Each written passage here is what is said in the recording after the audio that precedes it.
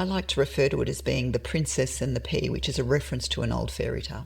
Because for many of the women that I've worked with, and for me, when I lived inside one of these cycles, we miss seeing that harm often, or we attribute it to something else. We might blame our hormones, the stress we're under, the stress he's under, to perimenopause, menopause, to feeling depressed, or to being too anxious, or to something about our neurodivergence, or something that we start to find fault in us. So the princess and the pea reference, you may remember the fairy tale. A princess has to prove her nobility by tolerating without complaint the discomfort of a single pea that's placed under 20 mattresses and 20 feather beds. Now, if she'd complained, if she had said anything about it, she would have been considered too fussy, oversensitive, too demanding. Sound familiar? So I open with that story because so many of us as women, we've been conditioned to quietly tolerate a pea under 20 mattresses for years. So we've been wondering why we can't sleep, why we can't think clearly, why we can't make a decision about what to order at a cafe, why our body hurts so much, why we keep getting sick, why our memory feels scattered, why we're so tired all the time, why we cry in the car on the way home from work and then put on a smile when we walk through the door.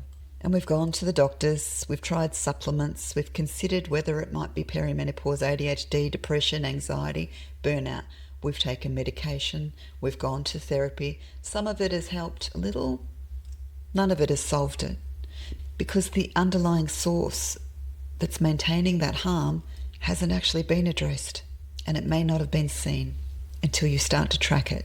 So here's the thing about the princess and the pea story that I want you to sit with just for a moment. The princess knew that pea was there.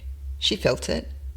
Her body wouldn't let her rest because something underneath her was wrong, but she'd been told that to prove her worth, she must endure that pain, that to complain was to be unworthy. So her body kept signalling that something was wrong. She kept overriding the signal because she'd been taught that her job was to tolerate it silently. So many of those smart, capable, intelligent women that I've worked with, they've been doing the same thing. Some part of us has known something was wrong all along for a long time, and we've overridden the signal because we've been taught by culture, by our upbringing, by religious or community messages that good women endure, that good wives keep trying, that good mothers protect the family unit at all costs. But what I want to name is that the signal your body has been sending you, it's real. That harm is real, and it has a structure. It's not random, and it's not your imagination. So in relationship clarity mapping, in the method, we think of those harms as being within 10 domains, 10 different ways that coercive control lands on a woman who's been living inside it.